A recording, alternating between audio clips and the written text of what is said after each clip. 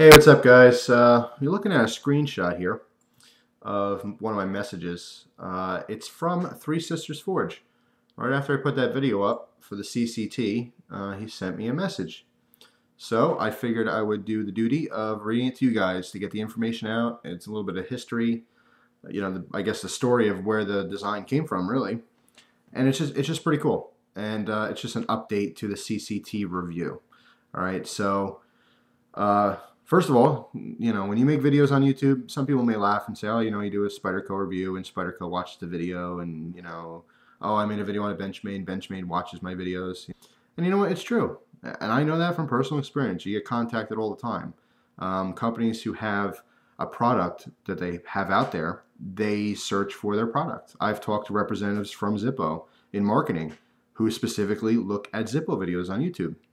These people, they're out there. There's people who are looking to see what people have to say about their product, how they can improve the problems if there are any, and so forth. It's all part of R&D.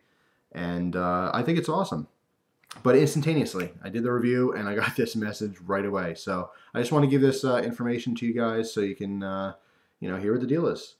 So here it is. Obviously, you could probably read most of this, if not all of it. But if you can't, I'm just going to read it to you aloud. Maybe, I know sometimes you put on a video and you kind of listen to it as opposed to looking to it. So instead of having a silent video with just the words, I figured I'd read it to you. So here we go. Here's how the message reads. The title is CCT, and the subject is as follows. The story. I was after my wife to pick a folder design. I wanted to make her one for hiking, etc.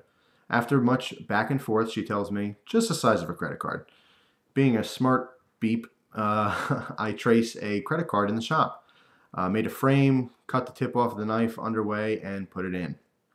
I still have it from 2001. I give it to her. She says, wow, I like it, but it needs finger indents. I grab some clay, she grips into it, and the finger indents are set. Onto a belt grinder and carve back the finger indents. Some fiddling with thickness, and the CCT is born.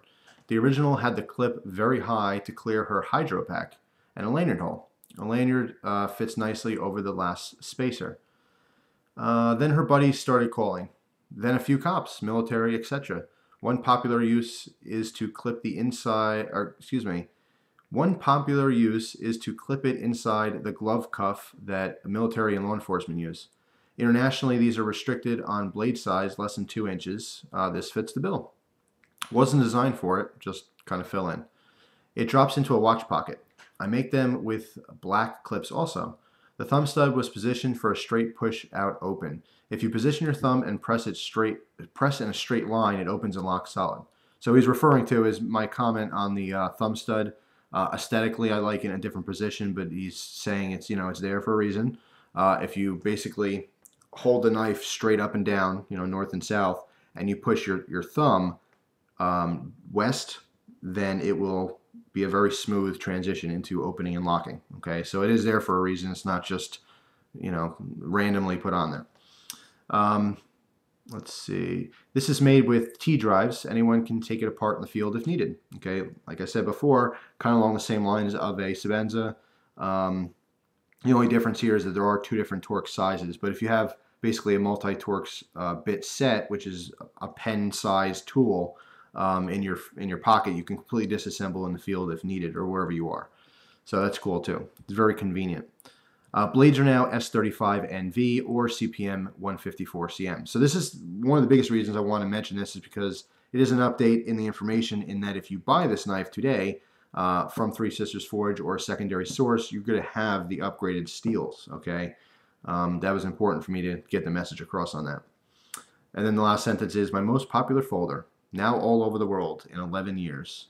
So very, very cool. And like I said before, it is popular. They're well known. You can find them used, not as much as, say, a production knife, but they're certainly out there. And, if you don't want to pay top dollar for the, a new one, be patient. Try to find one used from someone. But again, I'm going to reiterate my statement in the review in that $200 for a custom folding knife of this quality is definitely worth it in my opinion. Now, what something is worth or its value is very subjective. Okay, you have a general community that likes knives, and as a whole, they might say this is worth something or this is not worth something. But like anything in the world, something's value is only what it's worth to you. In other words, this to me is worth $200. To someone else, it's not worth $200. So point being, you know, as the consumer, you can purchase whatever you wish. When I do reviews and stuff, and I'm only talking about this because someone commented that's not worth $200. And to that specific person, that's fine. It's not to them. But in comparison to what the knife community has to offer, I think it's well worth the money. But that is certainly an opinion, not a fact. So anyway, I just want to give you this update.